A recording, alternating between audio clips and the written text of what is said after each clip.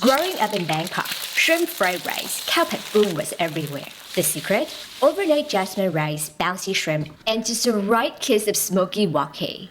Today, we're bringing the magic of Bangkok street food back to our kitchen. Ready in 15 minutes. Cut the onion, garlic, scallions, cucumber, red chili pepper,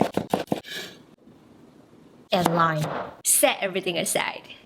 When making fried rice, it is best to use overnight rice. The reduced moisture helps to keep the grains separate during stir frying. Here's how I made it. I used jasmine rice with a 1:1 ratio of rice to water. Choose the setting for rice. Once done, spread it out on a plate to cool. Then cover with a plastic wrap and refrigerate overnight. And that's how we get a perfectly fluffy rice ready to go. In a wok over high heat, add 1 tablespoon of cooking oil. Add the onion. Stir fry for about 10 seconds until fragrant. Then add the garlic and shrimp. Stir fry for another 30 seconds. Remove from the wok and set aside. In the same wok over high heat, add 1 tablespoon of cooking oil. Crack the eggs and scramble until they're about halfway cooked through. Add the overnight rice and stir fry until each grain is separated.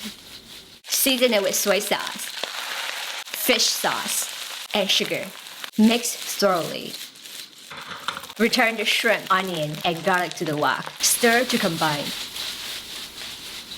Finish with the scallions and give it a final toss. To make the chili fish sauce, combine the red chili pepper, fish sauce, and lime juice. This makes a bold, tangy dipping sauce. Serve it on the side. Garnish the plate with cucumber, cilantro, and lime. Every bite of the shrimp fried rice takes me back to my days in Bangkok. Watching street vendors walk it up with a lightning speed is smoky fare. I hope it brings you the same comfort and joy it always brings me. You can also pair with my favorite Thai papaya salad. Click here for the recipe. That was absolutely delicious. So please comment below and share with me what is your favorite type of fried rice. If you'd like to get a copy of my cookbook, check the description box. And subscribe, follow, and like for more easy to follow 30 minutes or less Asian recipes.